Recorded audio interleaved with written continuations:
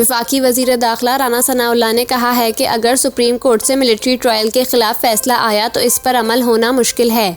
वफाकी वज़ीर दाखिला राना सनाउल्लाह का कहना था कि रियासत और हुकूमत का मौक़िफ़ वाज़ेह है, इसलिए मुश्किल लगता है कि अगर सुप्रीम कोर्ट से मिलिट्री ट्रायल के खिलाफ फैसला आया तो इस पर अमल हो सके।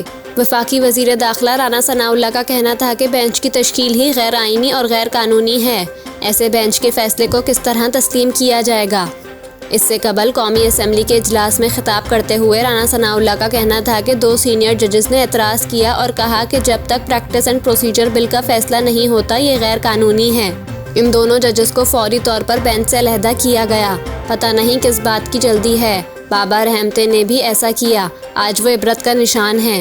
राना सनाउल्लाह का कहना था कि हम जिस बहरान का शिकार हैं इसकी एक वजह तो अदालतों का इंसाफ ना करना है। 9 मई के वाक़यात में मुलव्विस अफराद को कटहरे में लाया जाएगा। अगर आर्मी एक्ट 1952 के तहत किसी का ट्रायल नहीं हो सकता तो इसे कालअदम करार दे दें। ये इसीलिए है कि कोई दिफाई निज़ाम पर हमला आवर हो तो इसका ट्रायल आर्मी एक्ट के तहत होगा। ये बाकायदा तौर पर दिफाई तनसीबात पर हमला आवर हुए। उन्होंने कोर कमांडर हाउस में दस्तावेज़ात और चीज़ों को जलाया। इसकी तहकीकात आर्मी की टीम ही करेगी।